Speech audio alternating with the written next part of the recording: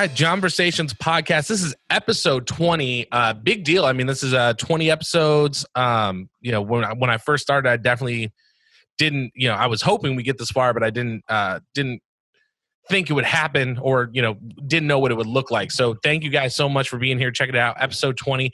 My guest today is I say this a lot, but 150% one of the best people I've ever had the privilege of knowing. Not only is he my dear friend, but he's also hands down my oldest friend. I've known him since I was in third grade. He is a veteran Marine.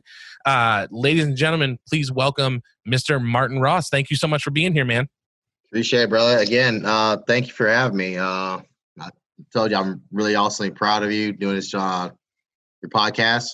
And again, I'm honored to be here.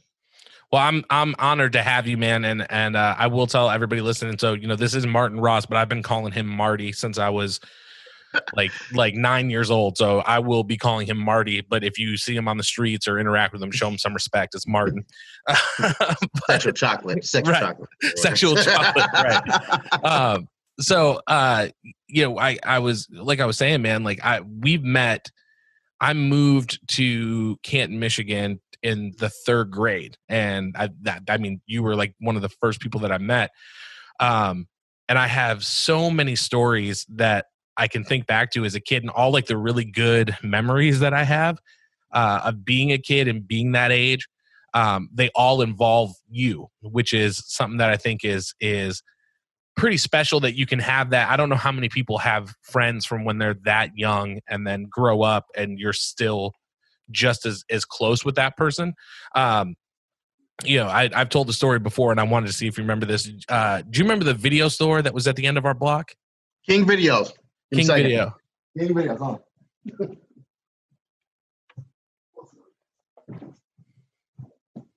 Sorry, I can hear my daughter singing all the way over here, so I don't know what's picked up on there. No, it's cool. They're getting those full plays and everything. Yeah, man. King Videos, dude. I love that place. Yeah. Now, do you remember the hole in the back of the door of King Video?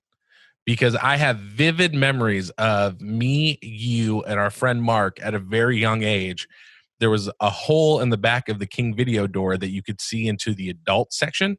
And I remember very vividly, we would walk up there, and then we'd go to Pine Tree was the party store. We get the bag of fruities, and then we would just go and try to see whatever we could in that tiny little hole in the back of the door. Until we got brave enough to walk behind the curtains one time. At least he's peeking there. Yeah, just I dropped something. Let me just kick this video all the way in there. Well, I think people have to understand too. I mean, this had to be, 1995, 1996. Yeah, 96, 95, one of those, yeah. Yeah, so this is when people were still getting AOL delivered in the mail, like on a CD. It wasn't like the internet now. Oh yeah. I just remember being like, we're doing something wrong. We're not supposed to be doing this. just creeping. Oh yeah. The other thing that I remember, and we were talking about this a little bit before, was, people obviously don't know this, but the house that I lived in, you lived on the other side, and there was a fence between us that we, the athletic kids could hop the fence. Oh my goodness. Was this the first one? Thing we had to do an egg project or something like that. And we it was a honey tree. And then where'd you live at? What was that? That was Holiday Park. Holiday Park. Yeah. And it was weird because there was no openings at the back for easy come in and go. You had to go all the way out of the complex. It was about a mile and a half walk or so. And you had to do a mile and a half walk back in there. So if my house is right here, you had to go all the way around this fence to just get right behind each other. Yeah. Yeah. And for athletic kids, it was much easier to hop the fence. I was not able to hop the fence because my mom at some point said, you need to start walking around, because my fat ass would get stuck on the fence and rip my jeans every single time. And she eventually said, hey, you guys I can't afford to keep buying you new jeans. So you have to walk around all the way. Which is probably the only thing that didn't get me fatter, because like you said, it was like a mile and a half to walk down. I wanted to ask you, do you remember the guy at the end of my block who threatened to put landmines under the fence? Yeah, dude. Yeah, was it the wooden one, or was it like it was the middle between part of after you come like Beagle Elementary, and then he was like that mean guy down there. Yeah, he said he's gonna put landmines down there. Yeah, he was barbed wire. He's about to go. I remember that dude. His wife had hair down to like the back of her knees. They were like that weird. He like he seemed like he was too young to be in Vietnam, but he acted very much like he was in Vietnam. And like he was definitely a veteran because he had the service hat. But yeah, I remember him coming out and being like, "You goddamn kids, I'm gonna put landmines under there, blow you all to kingdom come." And then you're like wondering if this dude actually has landmines in his house and willing to. I will say though, that guy he saved me from a serious beating. I don't know if you remember this. We were playing hockey down at the dead end, and there were some kids that came up on the other side of the fence, and they were like, "Hey," they were talking to me, and they're like, "Hey, fatty, hey, fatty," and I was like, "What are you gonna do? I'm on rollerblades." I was like, "By the time you hop that fence, I'll be gone." I'm like uber confident. I'm flipping them off, and just talking so much smack. And I see them start to climb the fence, and I take off, and I feel like I'm going so fast. I'm like, I'm flying. They're never going to catch me. And I look behind me, and they're literally like tackling me to the ground. Oh no! And they were probably going to give me a serious beating. And then the crazy neighbor guy came out, pulled them off of me, and like saved me. And I was like, well, I guess all in all, I'm glad that you're here. And if you want to put those landmines in, I probably wouldn't be too upset at this point. I'll help you dig it for you. Right. Just keep those kids away from me. So, we mentioned in the beginning of the show, you are you're a veteran Marine. And ever since I've known you, man, like, when we were, I remember being in like 3rd, 4th grade, and you're like, I'm going to be a Marine. I'm going to be a Marine. And your dad was an FBI agent, right? Yeah. And he retired. How long was he with the FBI? 34 years. Made supervisor, dude. Okay. Kicked ass. And you don't hear too much. Like you said, like you can talk about the first time he came to the house. Oh yeah. Yeah. Dude, he went on his trips all the time, like these little golf trips. Like they had golf club they were part of, and they did like a little tour like during the summer, like with this golf league they had it. Like going to Rochester, New York, and everything, big terms down in Florida. So I was chalked up. So it was a good front from him. No, he was going like little undercover missions or situations that he was dealing with, or not to make it sound like a secret squirrel, but he did a lot of work, man. And I got to go to his graduation's retirement party. And, some people start talking up like, man, you never knew your dad did this or this and that. And he started getting like these little certain plaques in there and these little tactical teams with, didn't see it, just dad came home and this and that. But you can tell him about the time that you freaking came down to your house. Well, yeah, because I do remember. So it must have been probably, again, like 3rd or 4th grade. And you had come over to play after school. Yeah. And, we always called you Marty. Yeah. And, if nobody here knows my mom, but my mom is maybe like maybe 5 feet tall. She's like, she's not a tall woman at all. And she gets a knock on the door and open it up. And there's this big dude, broad shoulders, standing at the door, and his hair was braided. And my mom had never seen him before. And he was like, I'm here from Martin. And my mom was like, nobody here is named Martin. And he put his foot in the door. He said, ma'am, I think my son here is playing with your son. And she goes, oh, Marty. Like, okay, let me go get him. But she was like, you have the wrong house, sir. Like, I don't.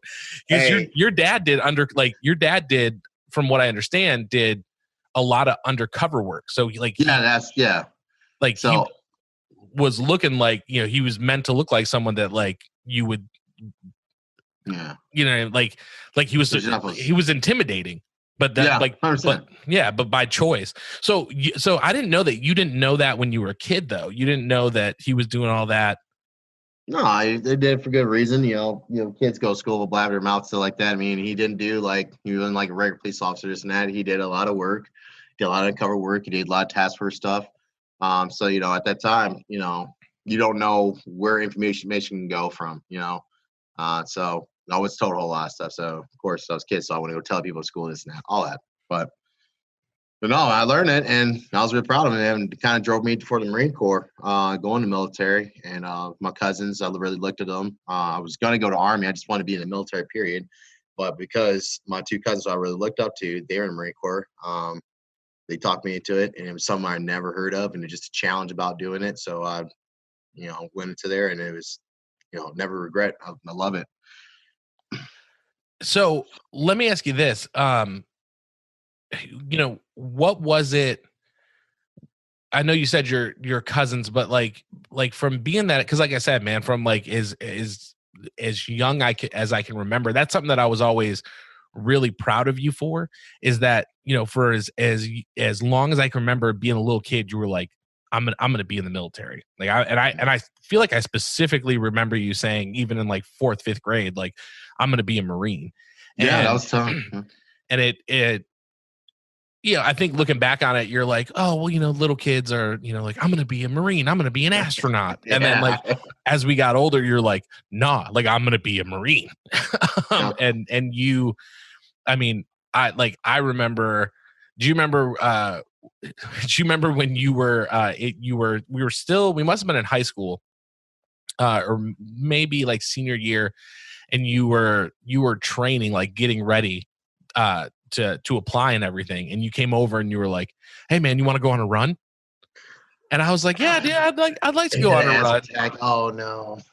And you ran me until I was thinking like, oh, I'm gonna go on like a casual little jog, and you're out there like Jean-Claude Van Damme and Universal Soldier.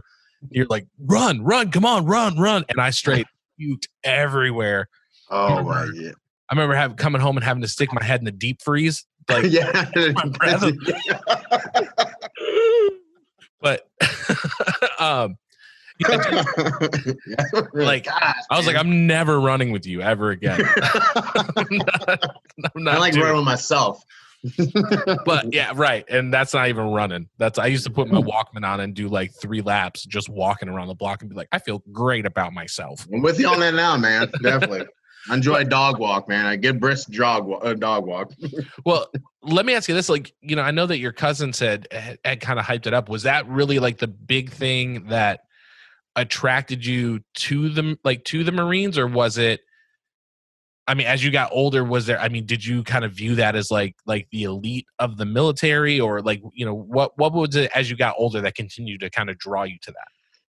All of it, actually. It was all of it. I looked at my cousins a lot. I was really close to them, Mikey and Corey.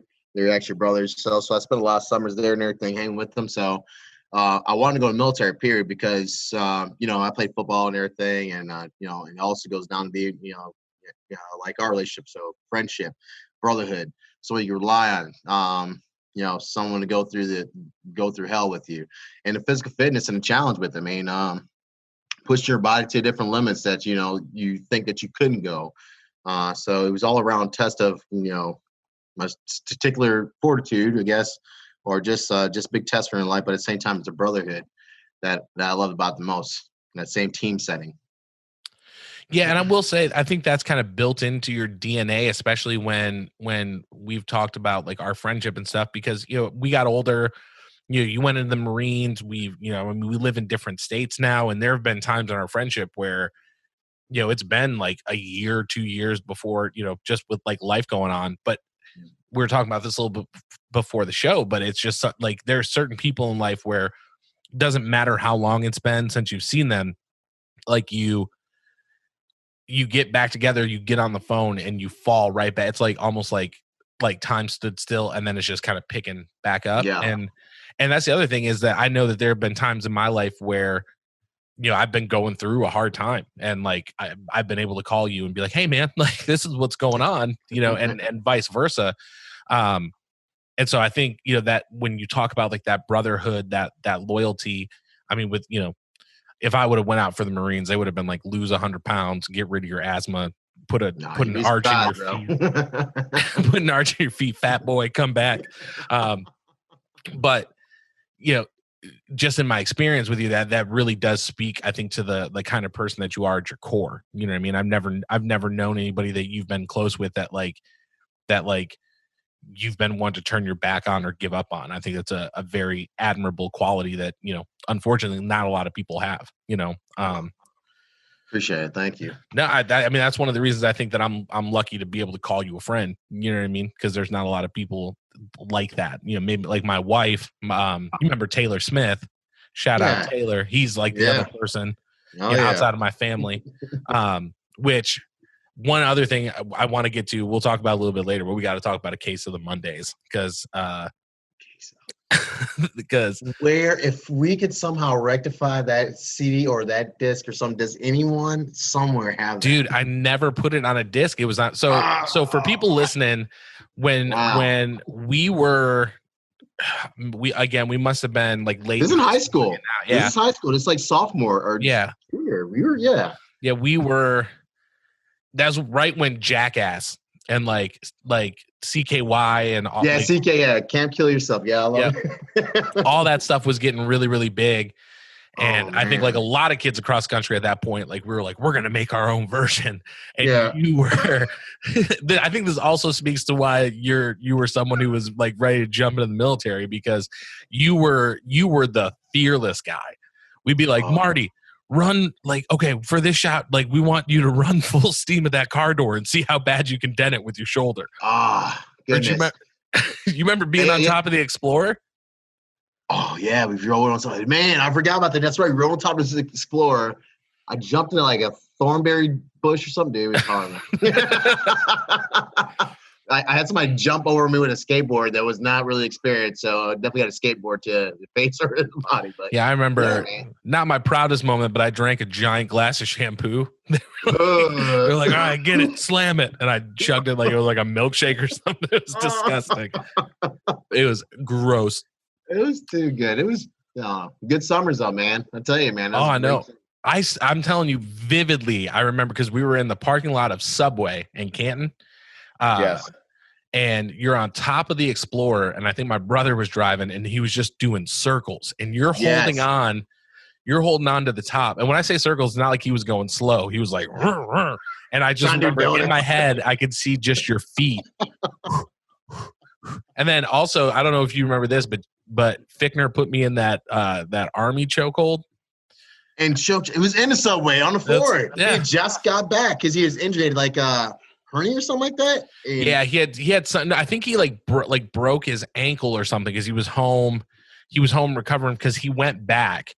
But yeah, he was like, I was like, I bet I could get out of that. He's like, you want to try? I was like, sure. So, and needless to say, that did not end well. I tried to fight him, but it didn't work. It did not work. But so let me ask, when did you? Because I know you did basic, and I remember talking to you after basic because you were telling me, and I don't know if a lot of people know this, and let me know if I'm remembering this wrong, but you were telling me that people were passing out, and they have these like sticks that they would just shove up, bullet, and it would just like shoot like freezing water up somebody to wake them up, right? No, they have those ones, but this was just a thermometer. And like I love the Marine Corp ethos, and it probably goes across the military, but just want to like all together, like I said, you don't pass out, you'll fall into things, you push yourself to 110% to the fullest. So we have these military corpsmen, if you that's embedded with us. It's the Navy, they're like doctors, right? They're nurse or paramedics basically with you. They're there in the middle of combat with you, they'll fix you up and everything. So you can't do a training exercise without them and everything. Very important people. But the thing is that they'll tell you while you're hiking or something like that, and you're freaking, sweating, ready about to pass out, like, hey, don't pass out, you're going to get the silver bullet. And so that became like one of the things that you learn about the Marine Corps, the silver bullet. So what's the silver bullet? Well, until you saw it, it's ridiculous. So yeah, they got to get your core temperature. The fast way to get your core temperature, man, you got to go through the butt. So, so again, they'll do it wherever because they got to do it on the spot, right? So you'd be ready to pass out and everything, have a drink of water, then you got to sit there and they'll slouch over your pack or something like that, right? And you got to pull your shorts on down, and here comes this long silver thermometer that someone probably goes about midway here to get your core temperature. Yeah, there's ones that if you're severe, depends on your core temperature, they'll shoot cold water, so and everything, shock system, but usually pack a lot of ice around and everything. But yeah, silver bullet, man. No. Yeah, I wouldn't want to be the guy who drew that straw. That'd be like, hey, Johnson passed out. Go over there and silver bullet him. But like in the military, man, it's just like me and you, like being brothers, being friends, or like that. You just remember that moment. Like, you remember one time did you got the thing in your butt, or like that one time you had to sleep? You're like, it's not like something that sets in. You're like you're bullied later on. It's more like, hey, whatever, you joked on and everything, but when it happens, it's like family. Yeah, I mean, it's all family. So my wife could tell you, there's been plenty of times that I've had something weird show up, and I'm like, you need to look at this. Can you look at this, please, and like make sure. You know what I mean? So it's yeah, I just that kind of blew my mind. I was like, man, it's not even anything that I would think of, because I remember the one that you told me about. I was like, yeah, it's like it's made to like drop your core temperature, so it just it's like shoots that freezing water up there, get you cool. What year did you enlist? 2007 March. 2007, and like how many? Because you did more than one tour, right? I did a tour in Iraq, and then I did a training with the Countess tour in Africa for 2 weeks. So okay, we'll share the cord. So yeah, no, basically one tour in the country. Yeah, about 2.5 or 1.5. That's it. Well, and with Africa too, because I saw something that you posted recently that like you had done your genealogy. Yes, and so proud of that. And so it turns out, but I thought the interesting thing was that like where a big percentage of your ancestors were from, you actually were there when you were in Africa, right? Benin Tongo. What was that place like? Just as far as, Okay, so more northern where we were at. We were in Benin. It's right between Nigeria and Niger. North there, so they're at Contour, where was the main port where a lot of slaves were poured out of. But north is Benin. They speak from French to English, and their Christian faith and everything up there. So we did a shared core training with the Beninese, which was great interaction with culture. We were definitely welcomed a lot by locals and everything. We got to do 2 weeks of doing some security patrols with the security setup points with the medical personnel, doctors, dermatologists, something like that, dentists coming in, checking on and everything to help out the local populace. And we got to interact with a lot of people there, talking to them. If I would known ahead of time where my blood came from, I think I would take more into the culture and everything, but I definitely took it just a little more culture, just being African and everything, be able to experience that. So yeah, it was great, man. We got to actually hang out one night in Kantu, which is not, like I said, not too far from Benin and everything, main port. And again, we got to go sit and eat at some of the little restaurants they had in there, local bar. I got into side story. I got into a drinking competition with this Army captain who was talking on his trash, the rivalry between Marine Corps and everything, right? And went to this little local side street freaking bar where it was just like a little hooch with bunches of bottles in the back. Some were like they're from America. Some like literally just have writing on it. One was called Taco Taco. I don't know what this was a mixture of. It sounds like something I'd be on board with. Right. I'm just saying, let me get Taco Taco. And then Appetesi. I'm gonna get the Appetesi. That's the one that destroyed us, I think. That was like a fermented or with potatoes and everything. And this was awesome. But Taco Taco literally felt like they took a bunch of vodka and Tabasco sauce and mixed it all together, and some cayenne pepper, dude. It was rough. It was hot. Burned the whole all the way down. But Appetesi, again, it's homegrown one, and put me on behind. But it was great culture, man. It was a great way to, at least get to see someone outside of my culture, Yeah, and it seems like,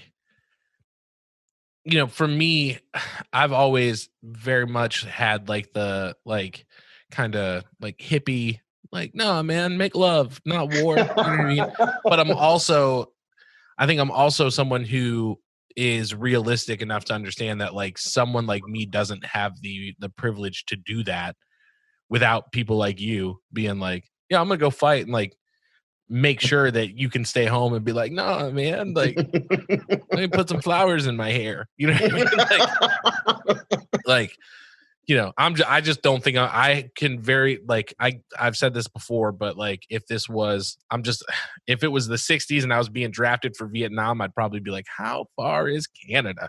Like, can I get, you know what I mean?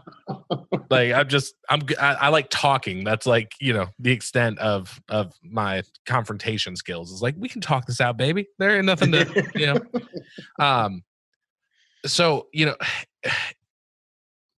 it's, again, I think it really takes like a certain kind of person to be like, yeah, I'm going to sign up for this and kind of put myself on the line. And that's the other thing about you too, is that like, I know a lot of people that are like, yeah, like, I'm going to go and, I want to work computer systems, or like, I'm going to go and, maybe I can get a job doing, working in a medic tent or something that would pay for my college. But you've always been someone that has been like, nah, man, like I want to go and like fight for my country. You know what I mean? Like I want to go and like, I want to like make a difference and, for our freedoms and things like that. And again, I think that, I mean, what do you think it is about you that, because it's, I think I have like my insight on it, but like for you, what do you think it is that like gave you that passion to be like, no, like if I'm going to go,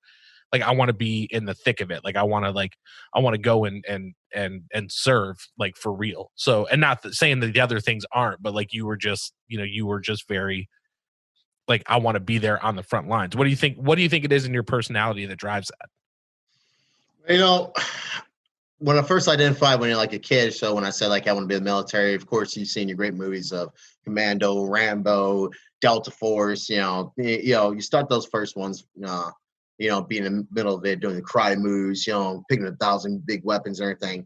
But then like you see other ones like Saving Private Ryan, or what's another good one, like a brotherly in depth of war and family and brotherhood all together.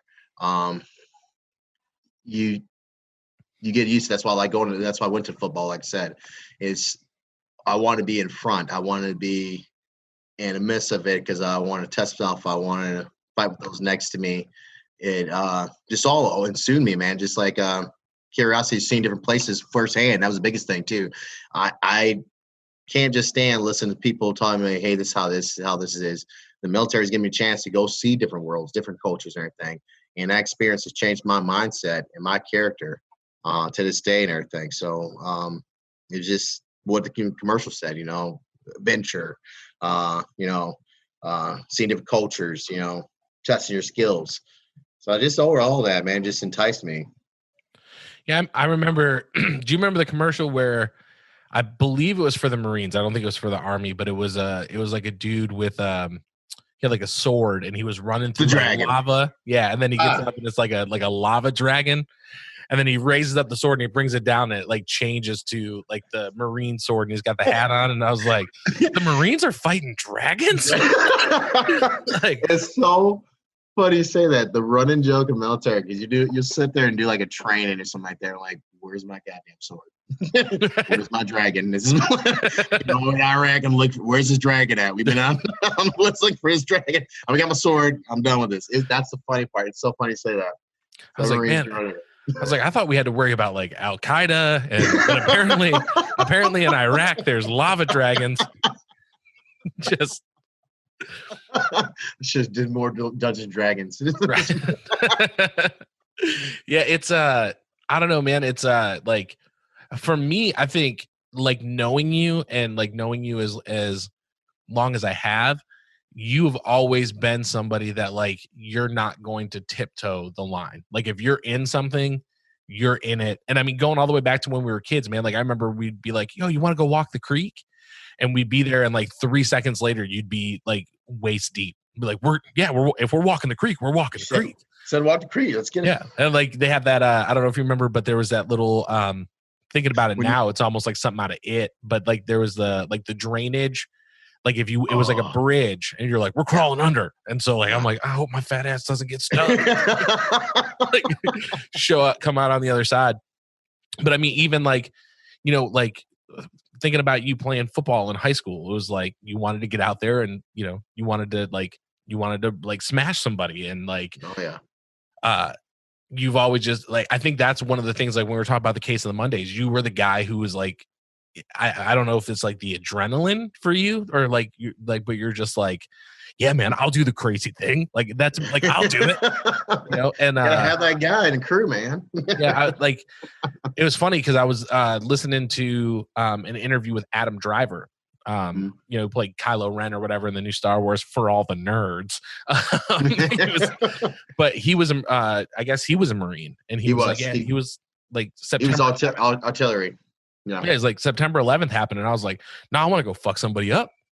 like you know what I mean? Like that's what he says. He's like, "I want to go over there and like, that's messed up that you would do this to us. Like, I want to go over there and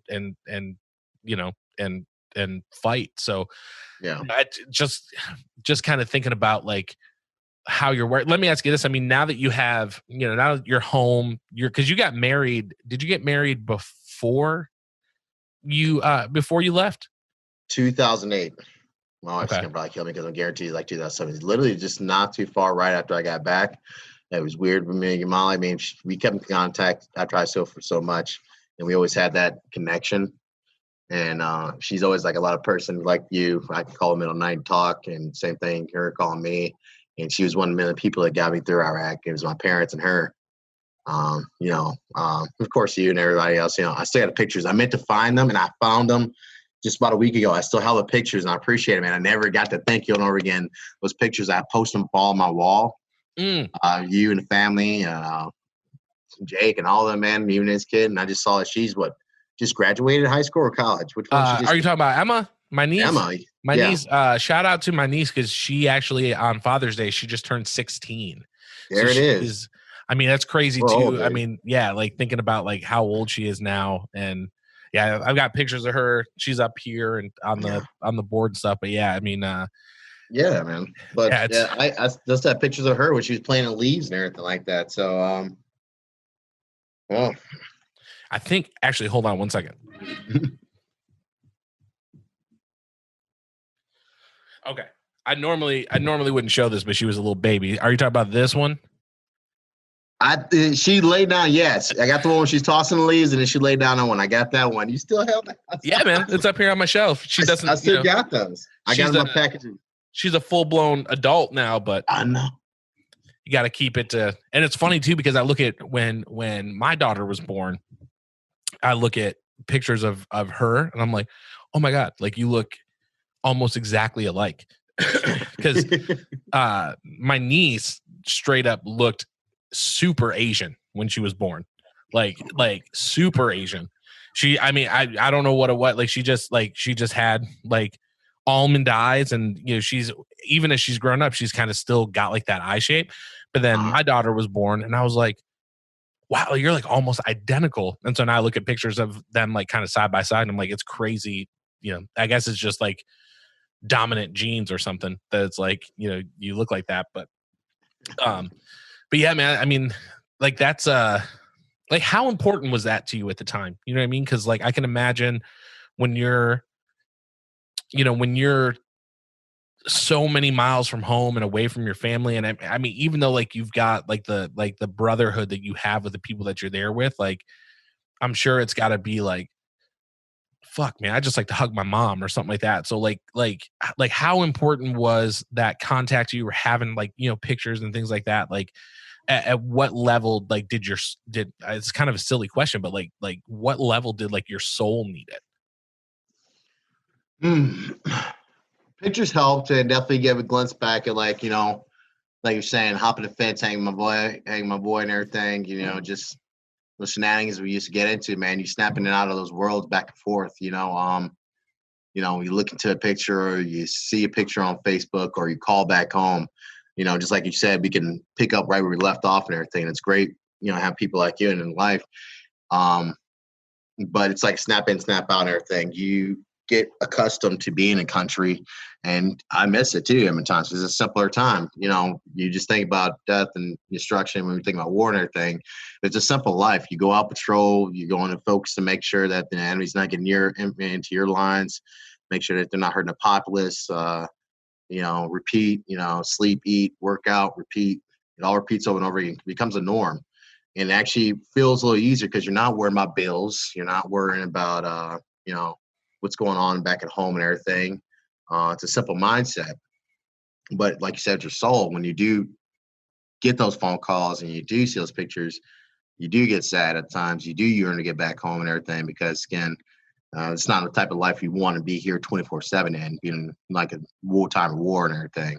So it's a snap in, snap out type deal. You feel very comfortable and at home where you're at the same time compared to being at home. And then when you start thinking about home, you want to be back there. So, yeah, there's times of that. But, there's a lot of times that I miss it. And I'm glad I was there when a lot of chaos was going back at home, Yeah, I'll be honest with you, man. I've never really thought about it like that because, I mean, I think you're right. Like, I know, especially with like COVID and everything like that, there's a lot of people out there being like, shit, man, I got to pay my bills, or like I'm behind on this, or I'm behind on that, or, like I hate my boss. And, which I'm sure there was probably, some bosses you have that some commanders and stuff like that you probably weren't a big fan of, but of course, like I've never thought about the fact is like, oh, like this is the only job that I have to do. What did you find yourself doing? Because I imagine that just like, every other job, like there's downtime. So like, what was your thing that kind of like kept you occupied when you weren't having to do your patrols and stuff like that? Like what were the things that you like to do? You want the real answer or you want the kitty answer? Which one? Whatever answer you want to give me, baby. No, man, just your downtime. You're constantly around these guys 24/7. You also want your own personal time, So sometimes I wish I prepared a little better for this. I had a picture of this dog. There's a lot of just wild, nasty animals of dogs in Iraq, of course. There's one we call a bandit. We just get the most random name. It was a girl. I don't know why we even call her that, but she responded to it. She would always be under our hooch, right? We take some cam net and put it on there in front of this little building, and she was always there at their patrol. So if I wasn't on, post duty, or if we weren't doing, gunny square by the time, that's like burning crappers and everything, like serving food in the mess hall, doing police calls, around the building and everything like that. Everybody had different tasks. My personal time is away from the guys a little bit, I smoke some Swisher Sweets or some cigars and everything, and then I'll play with this dog. I'd do with gloves and everything, but she would not eat anything. We ordered dog food for her. She didn't like it. She only ate beef jerky. I don't know what her sodium level was, but that dog probably didn't make it too long. I don't know. But she only ate beef jerky, so we ordered pounds of it, man. So, you find little things. I read here and there. I wasn't a big reader. We had our DVD players, but we used to have these big competitions with Tech-In. Somebody had ordered one of those little small PS2s, the little black ones. Remember those little small? Oh yeah, like the skinny ones. Yeah, the skinny ones. So we got one of those, right? Out of our many thousand wires and how we did everything. We got one hooked up and got a little TV from town and everything, and we have little competitions, man. So we would put a lot of money down on those. Now, what were you playing? Tech-In, dude. We played Tech-In? Tech-In. So we do like Tech-In. We played Blackout. A lot of, we would do something like 2K or something like that. But yeah, we played some video games. Some basic stuff here. The time we were there is post Iraq and everything compared to guys who made their first push there, who were limited on some water supply, food supply, wouldn't take showers for weeks, months or so, had living in mott suits, like literally wouldn't take these things out because so many information that Saddam would drop poisonous chemicals and everything on. And no, man, we got to have showers. You had to hook those up. Engineers set up a lot for us. Me and Homestead lit. It was, of course, a harsh life, but still, we still played games. We drank, we smoked, fought, whatever it is. just bare knuckle box a little bit, get it out. Oh, we get the boxing gloves out, man. That's how discretion was handled. We weren't gonna sit here and argue this and that. Let's go in the back with the gloves on, man, and it'd be over with. Again, it's a brotherhood. You got it out of your system, and you'd be best buds after you. You know. Yeah, it's just like fighting with your little brother. Like it is. You know, like I know. Me and my brother, we've gotten into like obviously not anytime recently, but when we were kids, and you may remember this, you may have been there. Yeah, I know. He threw a full unopened can of Campbell's soup at my head, like, and thinking about it now, I'm like, dude, that'd been like manslaughter. Like, you would have murdered me. But back then, I was so much bigger than him that I could just, like hold him down. Like, are you done? And that, I wouldn't be the case now. We went to Florida not too long ago. My grandpa passed, so we went down there to. He was in Vietnam and he got exposed to Agent Orange, and it caused cancer later. So, and I know it was crazy because they had to prove he was a helicopter mechanic, so they had to prove that he was on the ground, work to like get his benefits and everything like that. It was nuts, but it's horrible, dude. They stored some of that stuff for like where the people are sleeping at and living and everything. We had a couple of security guards that just finally now got his VA benefits for that. It's crazy. It's like they, and I think, they, especially back then, they just didn't know, you know what I mean? Like what those effects were going to be. But yeah, we were down there and we were in the pool and he was like, come on, bro, come on. And it wasn't like, I don't think it was as easy for him as he thought it was going to be. I was like, I got you. But yeah, I can imagine, like, especially, if you're limited on things that you could do, is like, all right, like, let's go out, like, put on the gloves. We'll go out there and knock it around for a little bit and see the pins, I did want to ask you this, like, I know you did the full tour in Iraq, and then, you come home, you come home, you go to Africa, you're Africa for a while and you come home. And then, since then you've been home for good, right? Yeah. No, I got, I'm going to say like it's a disease or anything, hereditary, developed diabetes, and that's horrific.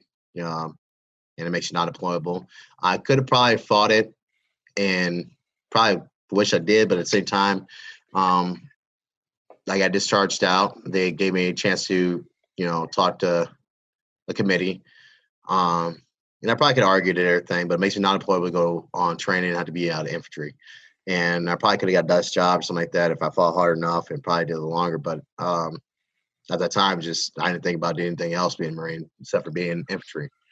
So I just saw it as my, my way of that I need to move on to different things. And so, I got out. I got medically separated August 2012. Yeah, I couldn't see you, knowing you for as long as I have, I couldn't see you being like, oh, yeah, I'll just go in and sit at a desk all day. No. It'd drive you insane. Yes, 100%. So, no. At that job at the time I was doing the military academy. I actually just left from there myself and now trying to look on and do something better and bigger and better myself. That saved me a whole lot too. Just counseling young men that are just growing up and trying to figure out things, the character development and just putting that military characteristic on it. Just organization and success. And like I said, working hard towards something, give 110%. Don't do halfway. Yeah. Well, and I think too, like, one thing that I think that is a lot of good that comes for a lot of people from being in the military is that sense of order. Like, I really feel like there's a lot of people that like without that, who knows what their lives would have turned out. Because like, that's where they learn that, like, okay, this is where I have to have order. This is where I have to have discipline. This is where I have to have self-control. And like, if I don't have those things, then there's actual consequences where, maybe in real life, you don't have those things and you're not, there's no one there to like teach you. Like, nah, man, like make your bed every morning. You know what I mean? Yeah. Like organization. Yeah. Yeah. I did want to ask you, and the reason I want to ask you this is I think that there are, especially right now with the way,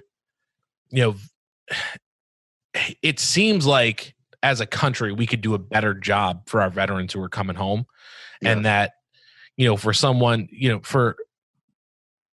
for a group of people who put everything on the line the way that you did to like come home and then to not have it set up for us to take care of people as best as we can. I think that it might kind of bring some insight to people. But when you came home and you had to transition from, okay, like, because like you said, like, this is like, I don't have these things to worry about, right? I don't have my bills. I'm here to do a job. I'm doing my job. That's my primary focus. When you come home now and then it's back into, the everyday civilian life, like, what is that, if you don't mind speaking to it, but what is that transition in your brain like? Because I can imagine that for a lot of people that would be very, very difficult. Well, transition from that is basically a lot of issues we have or so can be handled. That's a bit broad question to answer. Let me see. A lot more people whining and crying about certain situations compared to going to different cultures who are literally just on trying to survive. A lot more pettiness, if you want to say, in the mindset. Okay, law privilege. If you don't have a cell phone, if you have these little certain blanketed certain things that keep you alive, that you rely on. It's kind of knowing everything, but I'm trying to see the best way to answer that is compared to living a simple life, compared to a lot of people live on what they had to have every day. Like I said, working military camp, you take a phone from a kid, it's like you'll have a seizure. It's crazy, or taking them out when they take camping, like, start your own fire thing, or being, not having had the gourmet meal and everything. We had to eat with bags of foods or everything, to have MREs and everything, or complain about certain issues in life that could be handled very easily with talking, but it's either done with being yelled over or fighting or so, making to a race war, this and that, everything. Like I said, I didn't run into a lot of those issues in race issues in military. The real reason why is there race? Of course, people don't like some people because of the way they dress, talk, or look and everything. I ran into some racist Marines in the military, but in infantry. But you know what? They still will fight next to me and still help me and still train me with me. Their personal values was different. I trained with those guys, and you didn't promote it. You didn't get promoted if you found out, being racist and then you get promoted on your performance, right? Your main mission. You know what I mean? So it's kind of foreign and hard to us and everything. Like, you probably see on Facebook, like a lot of Marines saying, "Oh, it's ridiculous. I didn't run into this because it wasn't my black, white, Asian, whatever it is. Was that a good Marine or call them shitbags or turds or anything like that? You're a turd or you're a good Marine or good military personnel or bad personnel. We still train those bad personnel to be better. Mm-hmm. You're focused on mission successfulness. So you see stuff like that. It's Blue Falcons. Oh, it just reminded me, buddy efforts. Guys mess you over. Right?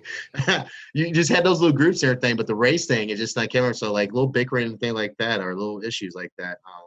Can name all off from the top. Non-military personnel look at it like this is ridiculous. And so it sounds like you're saying, like, as far as like the race issue there, it's like there may be people that when they're home are, I'm flying the Confederate flag and I don't like you and this or that. But if you're there, it's like the mission is like that almost gets like placed on hold because of the mission. Yeah. So common goal. So like I said, common goal is that we're supposed to be all humans. Let's figure out how to make the human race period better. Let's work on our pollution. Let's work on like social distancing. Look at this, the COVID-19 or so. We got the reason why it's never going to work so well is because you're going to have all this group that think they know better and won't follow rules, regulations. Then it screws up the people that are doing the right thing. Right. So it's, but in the military, you had to set that common goal for all those differences to come together for this one option, this one mission, or this one objective to get done. It has to take every one of you to be involved. Yeah. And I'm sure too at like, I this is kind of something that I've wondered, but I'm sure, if there's a racist guy there and then you're in a firefight, I'm sure that like the moment that you have that person's back, you know what I mean? Like those thoughts go out the window and it's like, oh, like you're protecting, you know what I mean? It's like, I don't know. It's it seems like, and you're right. I have seen a lot of Marines post stuff, like a lot of military members post stuff like that. Like, we didn't like this.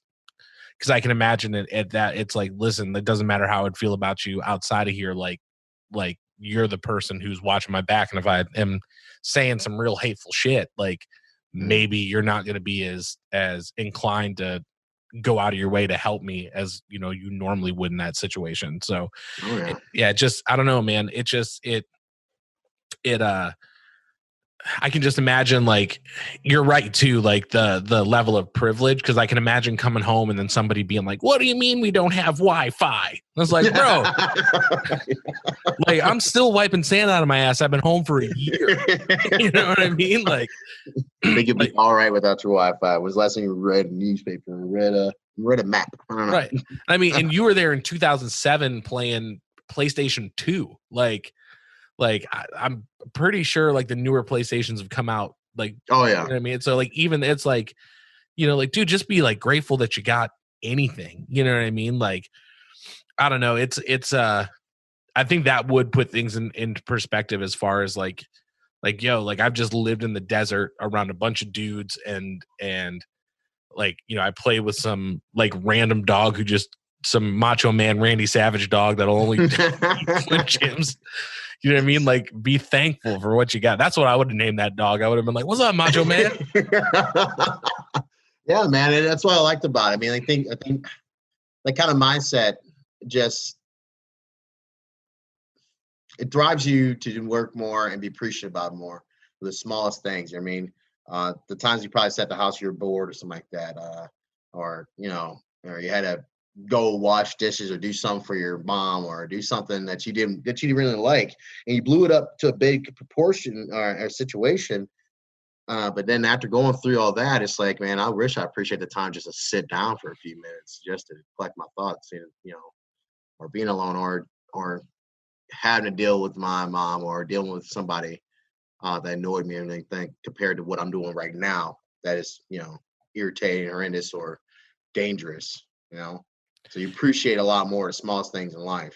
Yeah, I mean, I'm sure, like, because I'm sure at some point, like, you're there for, a year in, and you're like, man, I'd really like to be at home. Like, I'd give anything right now to do the dishes for my mom, or like, you know what I mean? Like, people say, with like psychedelics, like if you do psychedelics, it kind of like pulls back this veil, and then you're supposedly you kind of see things differently or in like a way that like maybe the third eye people don't. Right. And I kind of thinking about it kind of sounds like the military may do the same thing, where it's like you're like, no, I just see things a little bit differently, especially when you've got the opportunity to travel and then kind of see the way that other people live. And yeah.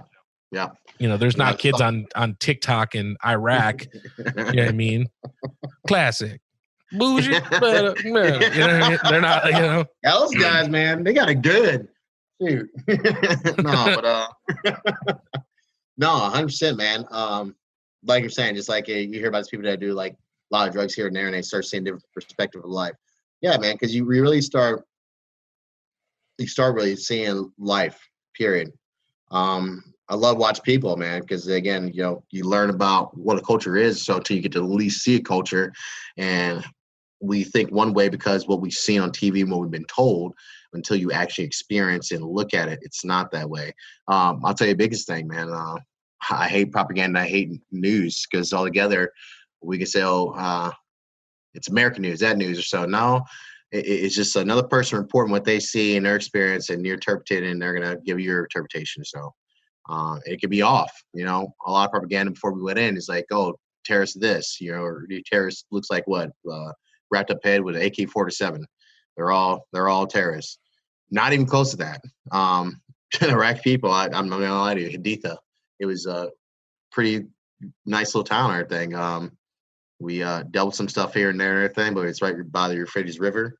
A lot of people, when they did a farming, it was great looking farms and everything. These old ruins, these buildings that they put together with literally making bricks out of mud and everything, and grass and everything, make some beautiful homes. I think some better than some of these American homes and everything. They're just like you and I, they'll keep each other warm at night, laying all together, or they have to collect wood. Wood is a big issue, big thing there. They just get the furnaces. They don't have gas settings or electricity, or so they had rolling electricity. Sometimes it would work and it would just stop. We had experienced a little bit of that. Nothing's different. They're humans just like we're humans. So, right. It wasn't like everybody on the corner trying to blow me up and shoot at me or anything. There's kids Right. going to school. We built a soccer field for these guys. They love playing soccer. No different. You got kids working all day, helping out with the farm and everything. They got an internet cafe where a bunch of teenagers go hang out to socialize.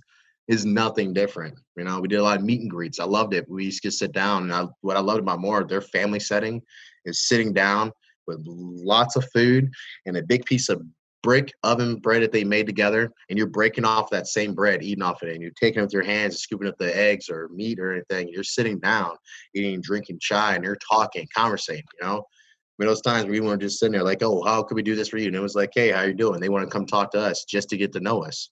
So, it's no different than a different culture. There's a lot of good people out there in the world. It's good and bad. Yeah. And yeah, I think it's easy to kind of demonize that area of the world, especially, because when you think about it, like we're still over there, you know what I mean? Yeah. And it's been, 20 plus years at this point, so I think you're right too. I think, for me, when you talk about the news, I really have a problem with the 24-hour news channels. I have a problem with like the CNN, the Fox. Not that I think that it's quote unquote like fake news, but I do think that when you have to be on for 24 hours, you've got to find a story. So it's like, how can I take something? And like, I think the best example, did you see the video of the kids that were on a field trip to Washington, D.C., and there was like a cart there, and they were selling "Make America Great Again" hats, and these kids were like, "Oh, like that'd be funny. Let's get some MAGA hats." So they're wearing hats. Well, and then there's a Native American protest going on, and the Native American comes over, and he's banging this drum in this kid's face. And when you see it on CNN, they made it look like this kid went up and got in this guy's face and was like smiling and mocking, when really the actuality is that this guy came up to him because he was wearing that hat. And he's a stupid kid, you know what I mean? Yeah. He's 15. Yeah. So, comes up and he's just like getting in his face, and they show that. And then when someone shows the real video, that's like, no, you got it wrong. By that point, it's like, okay, well, this is already the narrative. You know what I mean? And so it's like, we have to make this a big story because we got another 23 hours and 45 minutes we got to fill. So like, what can we do with this 15 minutes of story? Yeah. That's what I was like, go ahead. No, go ahead. No, I was just saying it, add on to that is that, you see social media platforms have increased that, even with the COVID-19 thing, where's everybody at home? You're mostly anything in social media, from your Netflix to whatever it is.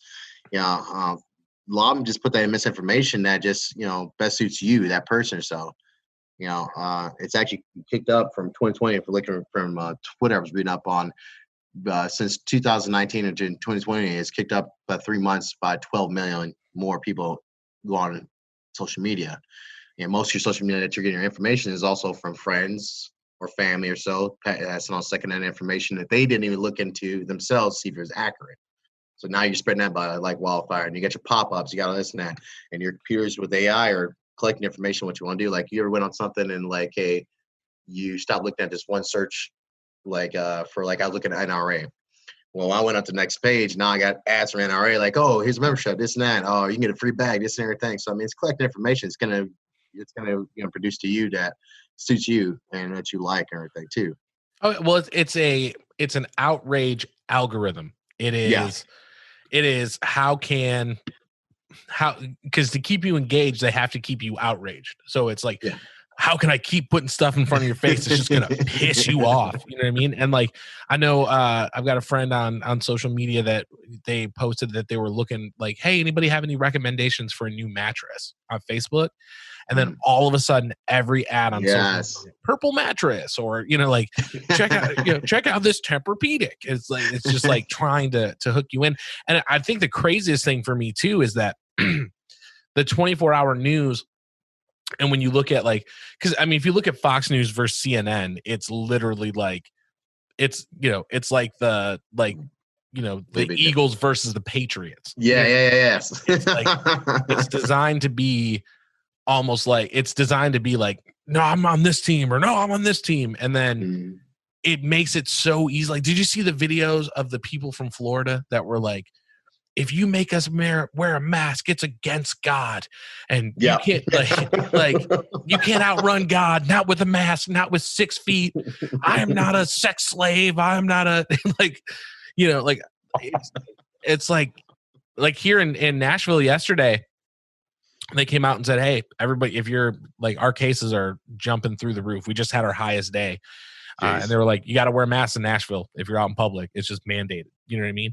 And it like having those two camps makes it so like, I honestly did not, I don't understand how something like a pandemic can become so politicized, where it's like, it's fake news, you liberal cucks.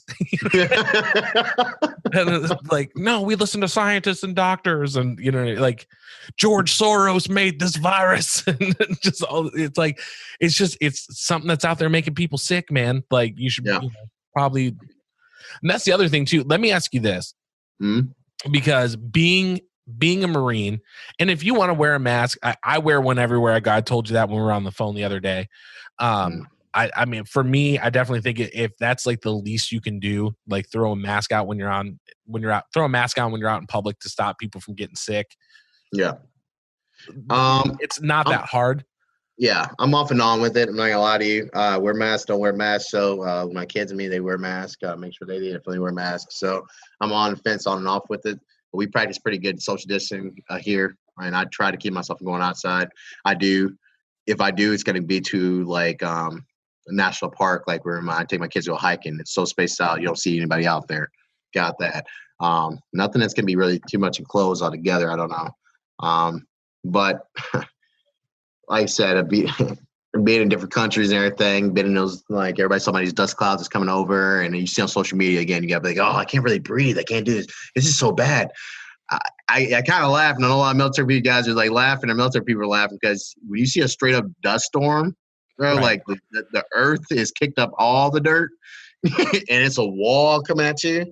That is crazy. And then you think about like all the germs and everything like that. Not trying to say all military countries do this, but where I experienced that in Hadith, Iraq, these fools will poop, right in the damn street while they're looking at you. Yep. And so now just looking at these dogs or poop. Sounds now, like San Francisco. Yeah. you can put a mask on, bro, but you're still inhaling all stuff like that. And you get all these multiple shots they give you and everything. I mean, most of the time you're sick training. They're giving you an anthrax. You're giving you a flu. They're giving you stuff while you're training. You're in the most weakest immune system at that point in time, and you're out and about trying to, do training and everything like that. When you should be bedridden or sitting down. Some doctors prescribe, hey, she rests for this amount of days. Marine Corps or military says, yeah, you get probably 20 minutes, then go right back at it. So you probably have a sandbox in your lungs just from all the, being over there for years, just breathing it all in. And breathing that stuff in, and things start questioning it, but just practicing good hygiene and interpersonal interaction. Well, handshakes and just like that, because you can put plastic on this and put plastic on that, but people are touching that and you're still passing germs.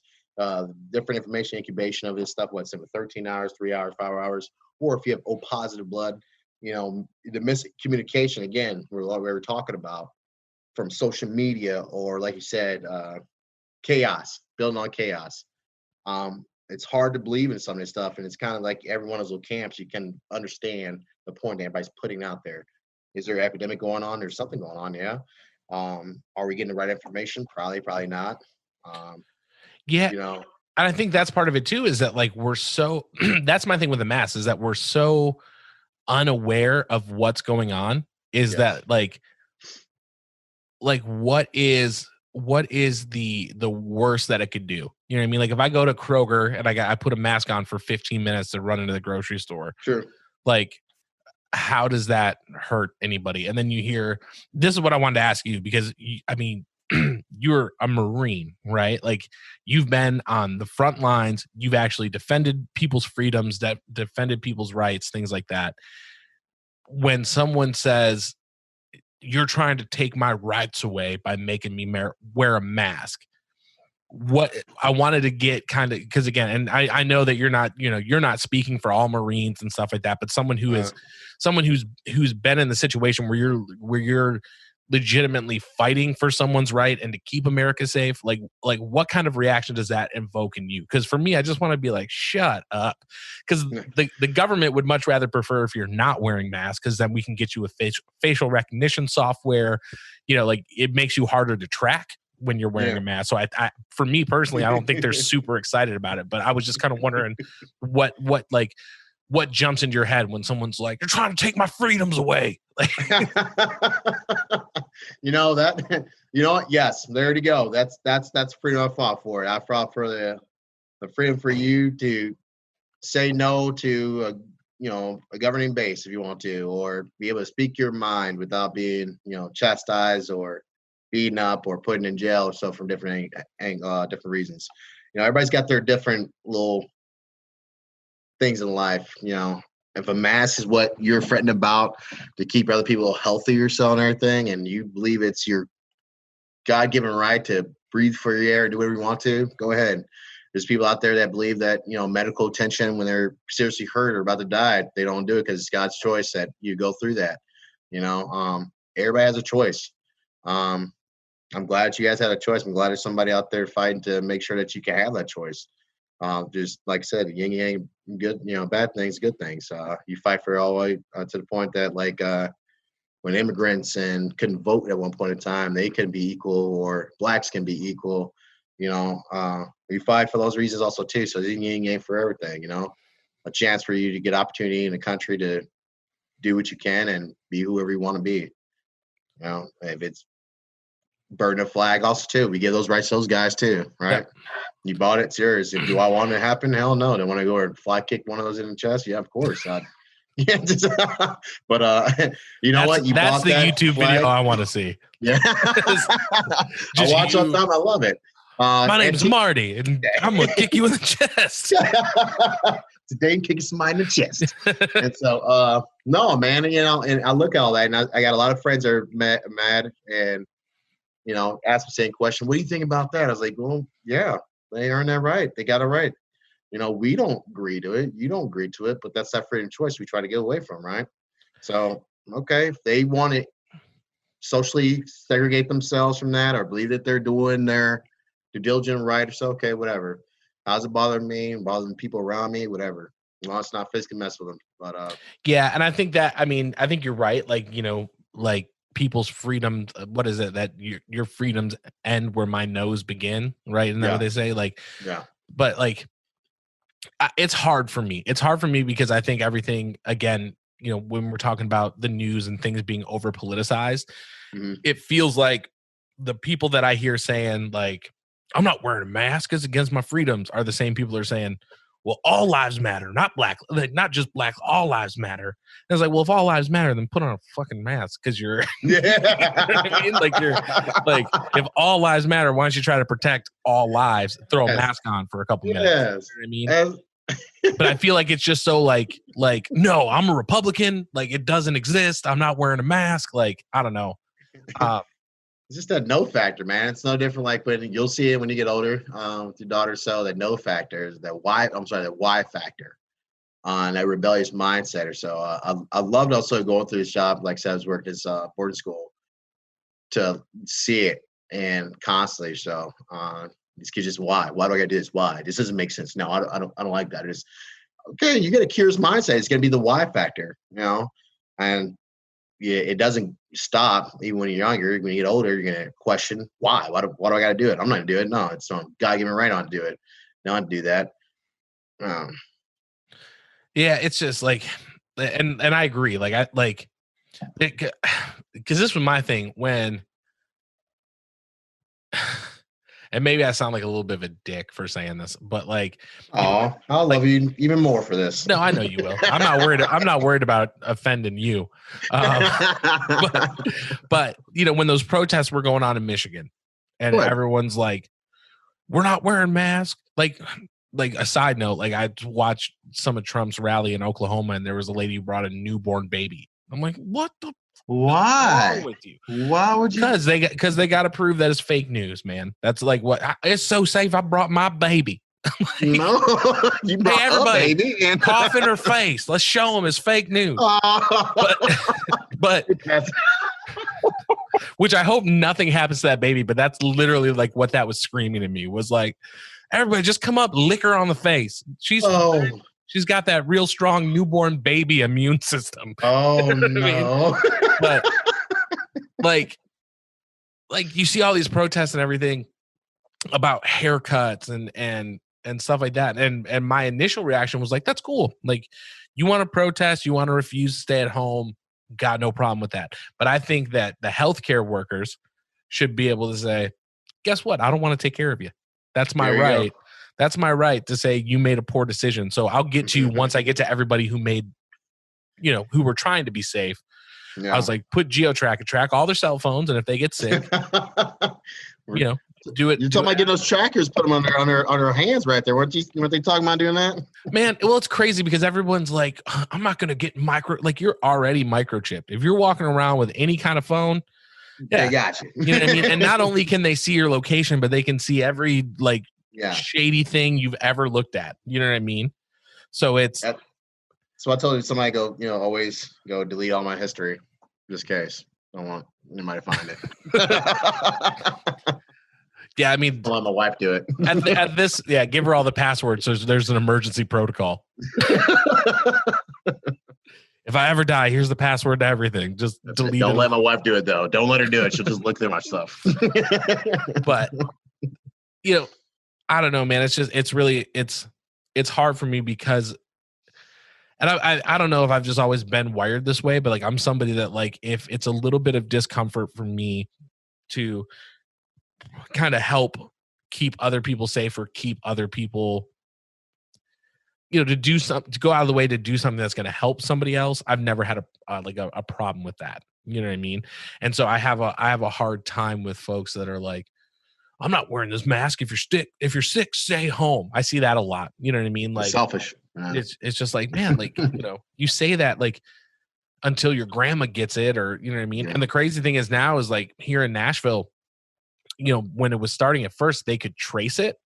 Mm-hmm. And now they can't because everything's open up there. We don't know where people are getting it from. And we don't know where there are hot spots. We don't know any, you know what I mean? Anything like that. So I don't know. It's just, it's a super weird time. And I am lucky. I don't know if you feel the same way, but like, you've got younger kids and, my daughter is not even 2 yet. And I'm like, man, I'm so grateful that this is happening now and not when they're like 15, 16, you know what I mean? Like, hopefully something like this won't happen again for a long time. So like, let's get it out of the way while they're little, Well, that's definitely any of those, man. Like you said, any kind of epidemic time of a horrendous time in our history.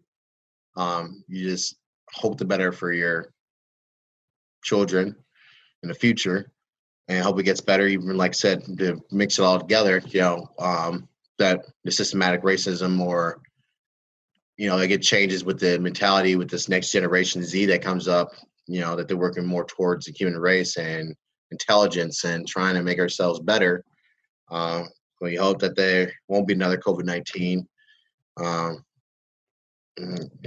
But, all you can do is train as much as you can. Being the great person you are, you instill that into your daughter, that way she's smart and safe also too. If another pandemic comes around or another issue like this comes around, that they know to steer away from it and how to treat somebody else. And that's what our jobs are. And that's what I'm focused on the most.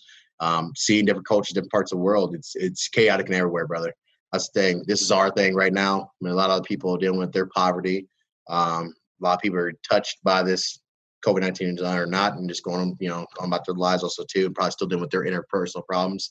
I've seen, like in Iraq, Sunni Shiites, two different bloodlines, two different cultures or tribes, fighting against each other for something that happened so long ago that they're carrying on, right? This group's better than this group, but they're both humans.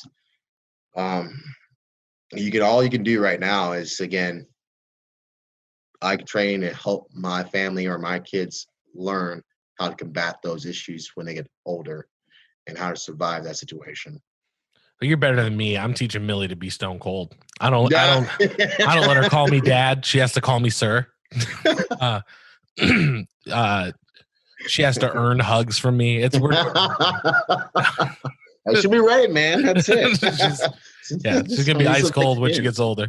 No, Yeah, it's no, I think you're right though. It's like, and another thing I wanted to talk to you about, I think this kind of like segues into it, but with everything that's going on in the world right now with the protests and things like that, and people looking for change, it's like I really am just hoping that something happens now that when our kids get older, like hopefully, because I mean, if you think about it, man, like, I mean, what Rodney King was 1990, 1991.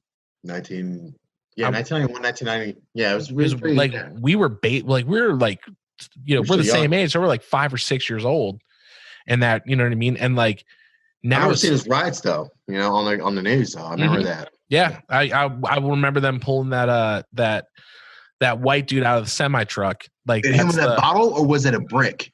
I want to say it was a bottle. They broke it right over his head. I remember that. Yeah, I remember that. I seen that one. Yeah. But it's like it's now 30 years later, and like the same things are happening. You know what I mean? So I'm really hope, like, that's the one thing that has been really kind of inspiring for me, is that not only are we seeing like the protests here and in the States, and I mean we're like 6 weeks in and people are still out peacefully protesting every day. That's another thing that really pissed me off too, is we talk about the media, and as soon as like the rioting and the looting was over, they're not covering peaceful protests anymore, because there's no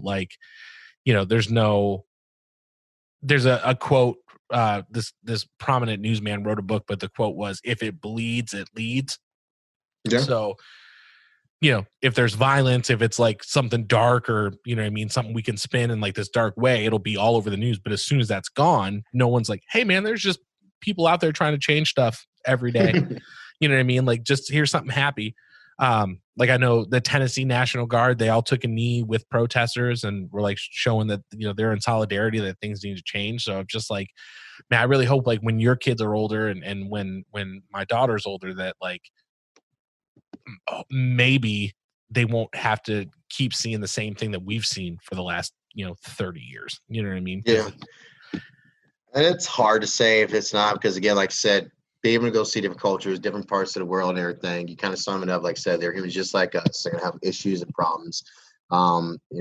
Even going back to high school, so not everybody hangs with everybody. There's a goth circle, there's a rich kid circle, there's a country circle, there's this black group, there's this, everybody's got a segregation of mindset, and certain things will mix it together. They're always gonna have opposition of thought, right?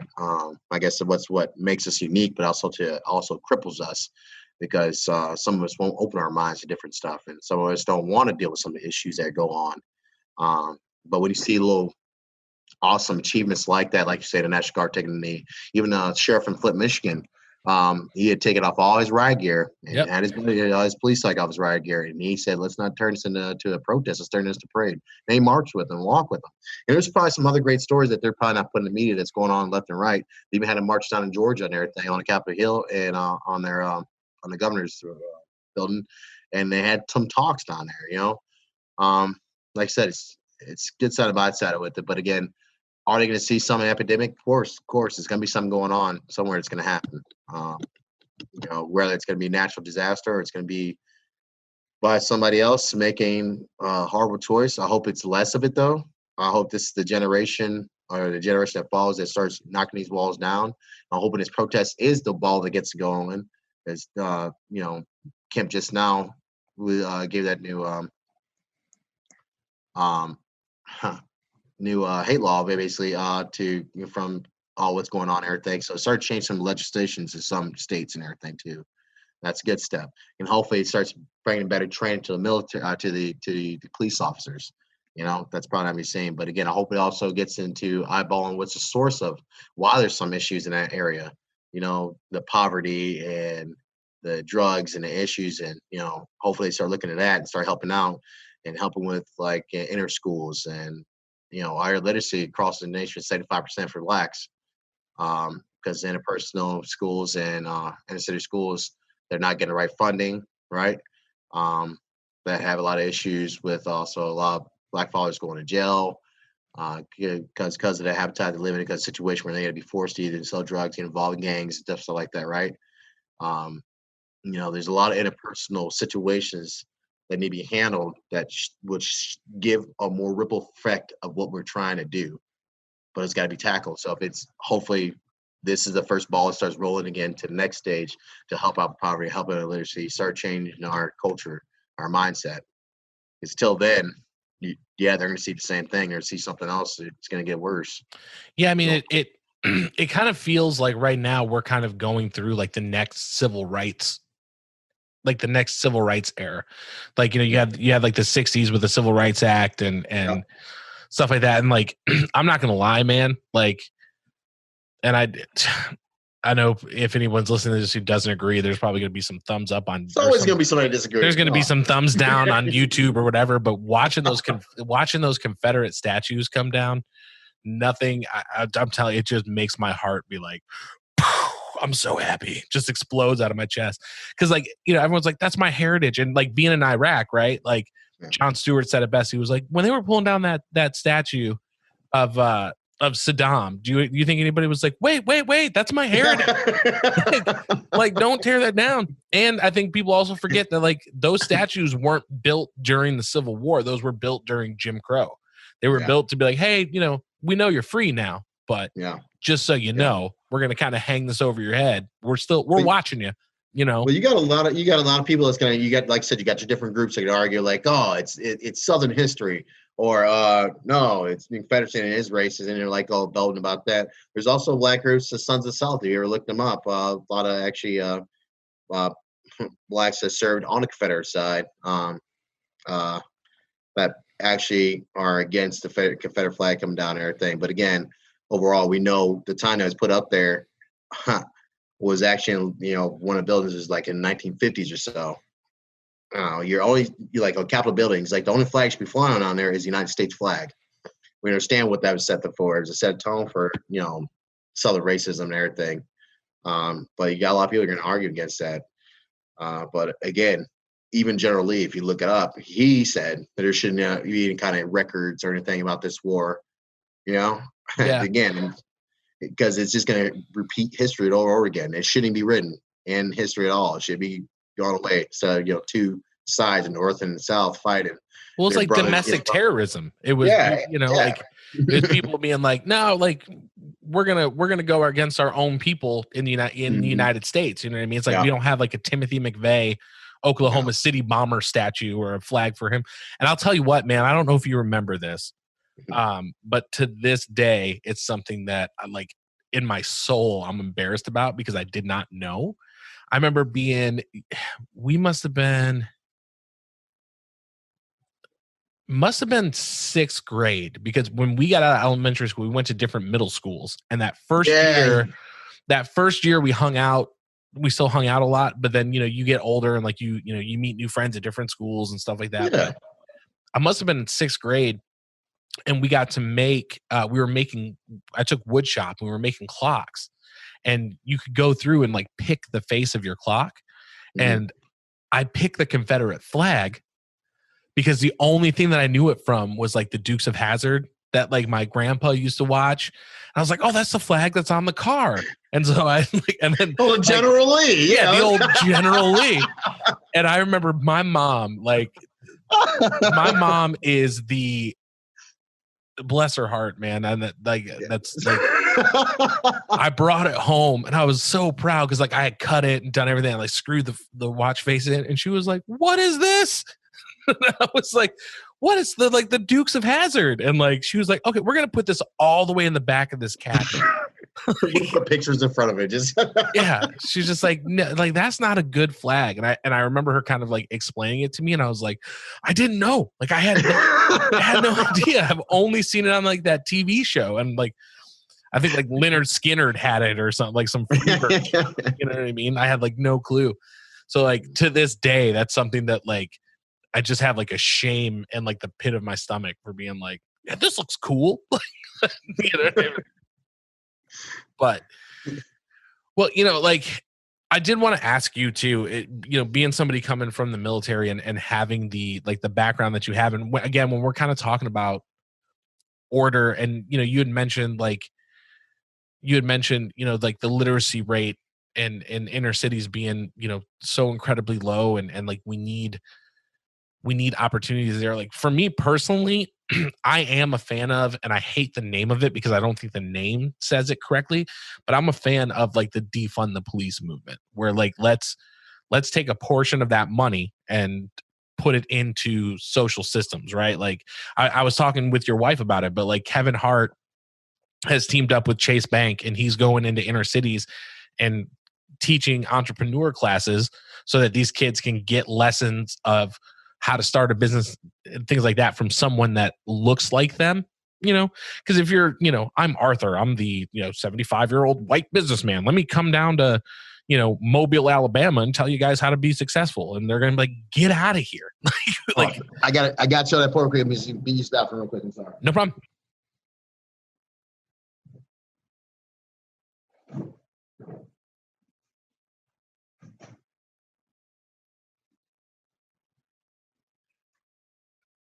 Cool. Yeah. So you were saying about you said it was a good point. Go ahead. I'm sorry. It's a good point. No, I definitely. I'm with the whole defunding, but at the same time, again, it's got to be both sides. It's got to be fixed on both sides at the same time too. You're taking money from the police, and they need to militarize a little bit also too. There's a lot of stuff you see more of the gear that they're carrying is getting more militarized. Like I'm seeing like an MRAP, like we had those in Iraq for, fast moving and IEDs and stuff like that. Stuff you see more in country. I'm starting to see slowly more in my own country. Right. And that also, I'll explain that reason why you also see a fluctuation as that too, because cultural change too. But we're able to fix on, like you said, fixing the culture, create a ripple effect to other areas of violence or having to have less militarized police to do that. If you take care of the source of the problem and making that area better, those rural areas, those projects, those hoods, areas so that are, the populace or civilians are going under the same scrutiny, right? Education is the biggest thing. You can't enslave a smart mind. You can't, Right. keep a intelligent person down. But as long as that keeps going on, you're going to see a more fluctuation of the military mindset that's going to the police now. You remember, you're taking those people, right? Same thing we did. We're outside people going to another area that we don't know about, right? We only go what we see, what we've been told and everything. And as you're there for long periods of time, you start creating animosity, right? And you start taking that out on the populace or so.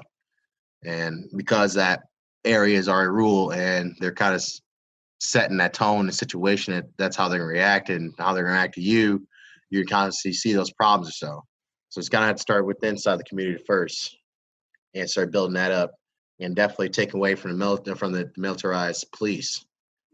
But at the same time, if you don't remember this 3-4 years ago, when they were doing protests for Eric Gardner, who got choked out in New York, Michael Brown, who got shot. I don't know if Zimmerman case was around that time or not. But either way, it was just a buildup of race, right? And those cops down in Texas, I believe it was, they were being sniped from down a long alleyway, down the street, from a veteran sniper, black at that too. Right. Yeah, because that was going on. There was also the guy in California, I think, who he had reported he was ex-military, became a cop, and then was reporting police misconduct. Yeah. And instead of firing those cops, they fired him, and he like went off the rails and just started like going after his old coworkers and.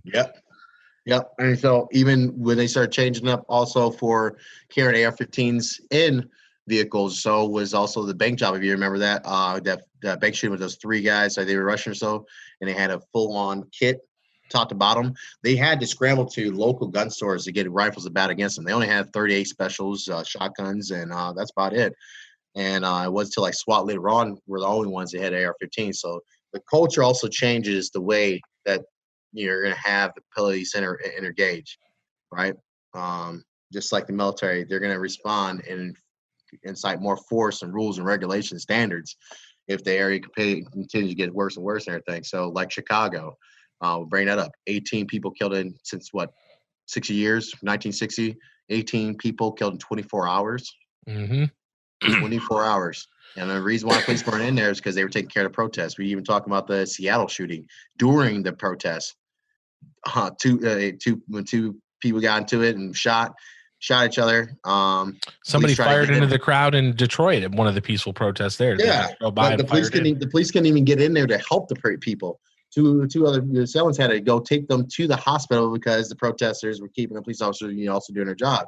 So there's everything. There should be definitely a better way, a standard, and how the police conduct themselves, period. Because there's actually a lot of great cops out there who actually scrutinize those cops that freaking do wrong. But then you also know and understand from seeing from military side, I've seen guys and know guys that have been in these combat zones with around people that are trying to kill them or don't like them, and they let terrorist groups run amongst them and plant these bombs and shoot at us and everything. Won't say a damn thing. And we're trying to help you. I'm trying to be here, and there. And you start building animosity. You start treating them horrible, right? We even try to put Iraqi police officers with us, in our patrolling, try to put a Iraq face on, if you want to say. We support them in their entry control points. Like we had a police-based hut that was stationed the same barracks and everything with us. So we worked together as best we can. And when we went out there, we tried to show that we're supporting the populace, right?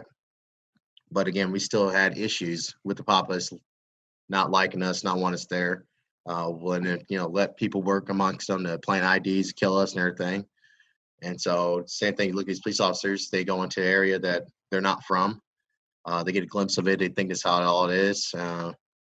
And they start creating anger towards it. And you see this police brutality, how they punch these people and throw them on the ground, treat them like animals and think of them already being criminals and everything out the back. Well, it's when you're trained to be a hammer, everything else becomes a nail. Yeah, you're not trained to de-escalate. You're not trained to negotiate, try to make it better.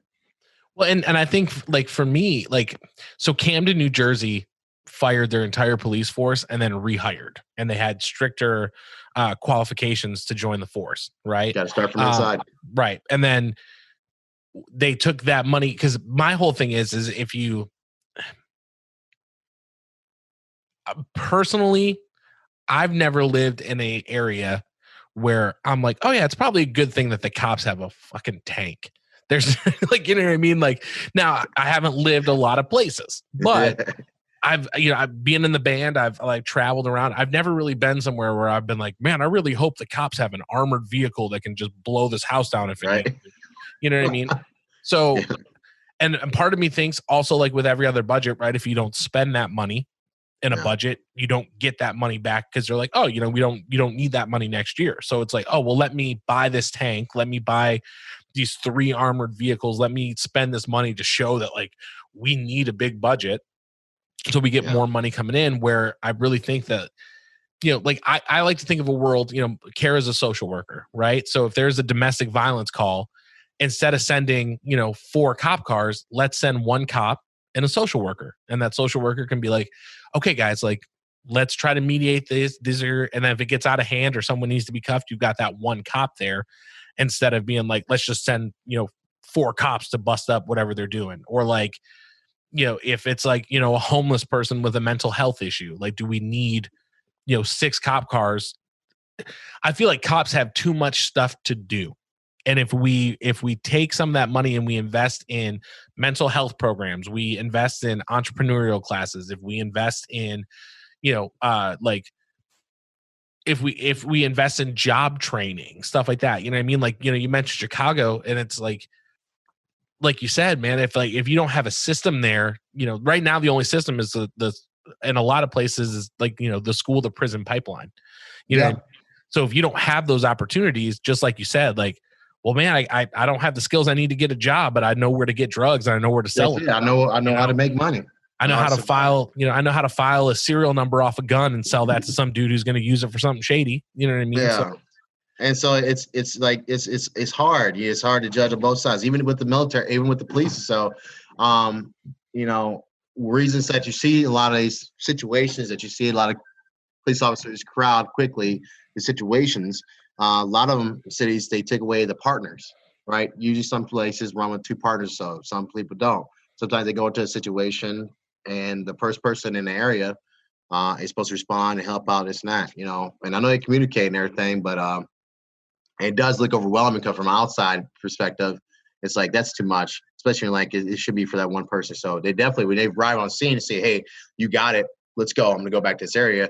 But a lot of those guys had to go in those areas and support each other again, because the situation can turn from 0 to 60 very quickly, and having a partner with you, compared to, double up in the car, they opened up on more by putting one police officer, one vehicle that covers more area, which is an ideal, supposed to slow down crime, right? Then you all merge on one side. This is what I've talked to some of my guys, some of my buddies who are police officers, and same thing to the military thing, how they support each other, how they run their AOs, area operations. So it's a different understanding on that side. But I think, again, like you said, they invest more into training how to de-escalate, right? Yeah. Verbal judo, right? Or even physical jujitsu. Yeah. Like, 100%. Yes, go into physicals. Yeah, like how can I restrain you without putting you in a chokehold? You know what I mean? Like, there's other ways to do it. Like I am friends with a police officer here in Tennessee, and he trains in jujitsu. And he's like, I mean, I can, throw somebody on the ground. I can put them in a hold. I don't have to, like, See, my first resort isn't let me pull out my gun or, let me put you in a chokehold that could kill you, Yeah. So that's what they treat in the military. That's what Molly was always saying. And I'm seeing her Facebook. She's like, they be trained, they should be held to a more military standard. And people are like, oh, you mean less militarized. Like, understand the standard. You had to be certified and wait for what you are, right? Okay, so physical. So to be able to endure and, if you had to get in a situation, everyone has to be a certain belt. When you get out, tan belt, and that means from hand to hand to ground and everything, you have to retest. You have to constantly retest. And you can also go on higher in those testings or restraining. Now, of course, the military, our side goes more to death and trying to subdue a assailant. Their side, again, try to keep alive and trying to keep yourself safe, but be able to handle that assailant as best you can, man or female, right? Negotiation training, like de-escalation training. Yeah, I think there's a big difference between military qualifications to the job and then military enforcement of the job. The other thing for me too is also like, a lot of places the psych evaluation is the last thing that you do if you're trying to become a cop. It's go through the physical test, do this, do that, then we'll do the psychological evaluation. And like, maybe we should do the psychological evaluation before we're like, yeah, let's go, Keep my short. But, 100%. What were you saying? It's just, I just want things to be there. Obviously the way that we've been doing it for years and years and years and years and years isn't working, So I'm just hoping that, maybe because of everything that's going on, we try something different. And then, I mean, who knows? Maybe, when your kids are 30, they're not, or my kid's 30, like they're not living. I don't know, man. Like, I just like, for me, it's really important that like I teach my daughter as she grows up, like, look, like you're going to have certain advantages that other people don't. Mm-hmm. And you have no control over that. It's just, because of the way that you look and the luck of the lotto that you pulled in, but like, you have to understand that this is what happens to other people. And like teaching her that like, you're going to have unconscious bias. You're going to see somebody and you're going to think something, and you're not even going to realize that you're thinking something that, is a little racist, but like, how do you address that? And then how do you say, oh wait, like that's not right. I've noticed that I've done this. Let me correct my thinking. You know what I mean? Cause it's just, I mean, we all do it. You know what I mean? Like all, if anyone comes out and says, I'm not racist. And it's like, well, maybe you're not intentionally racist, but your brain, like unconscious bias is a real thing. I have it. My wife gets so mad at me, and ladies, I'm sorry for listening, but anytime there's a bad driver on the road, I'm like, what is this lady doing? And Kara goes, how do you know it's a lady? And I'm like, I don't. I just assume that it is. And I'm sure that there's great women drivers out there, but I just, in my head, I'm just always like, and again, it's a sweeping generalization. I'm not saying that it's right, but that's what I think. No. So.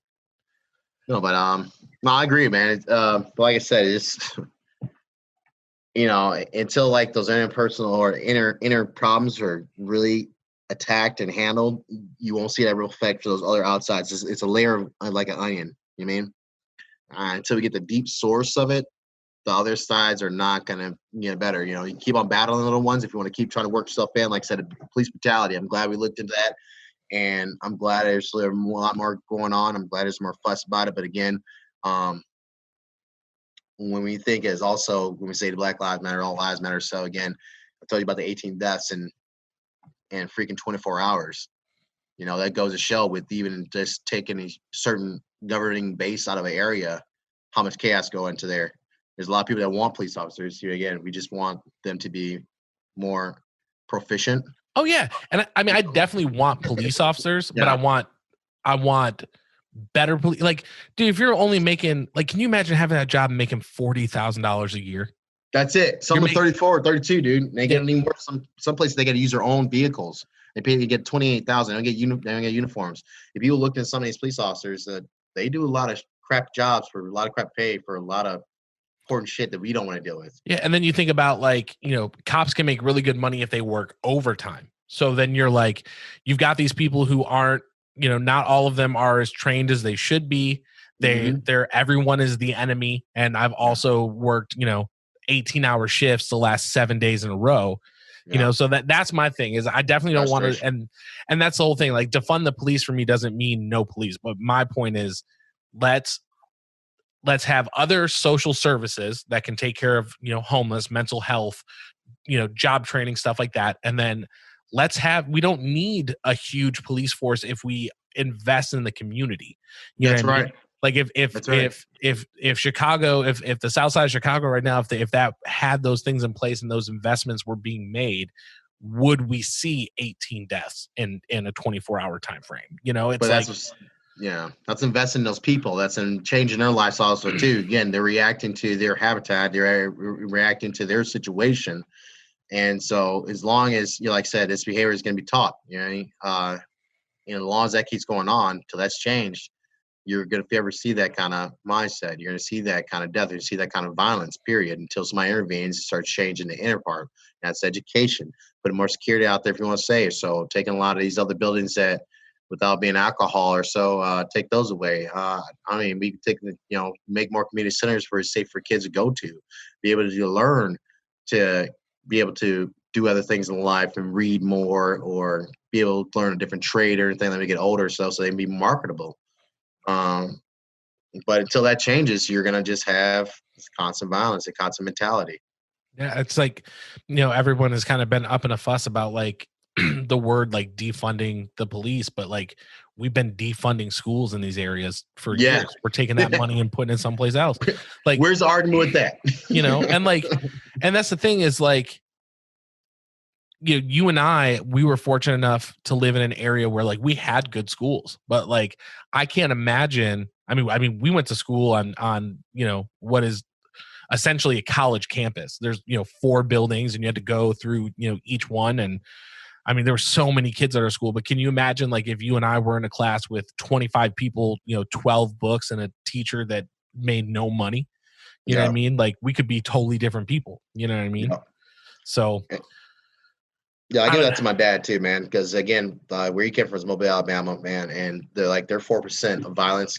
So their violence increases every year about 4%. And so it wasn't easy. Also being, you know, black at that time, and you know, people not really investing in black people at that time. And everything. When he got his college done, he had a very supportive family. He had his opportunities. Again, them living in the hood, living where it is, right?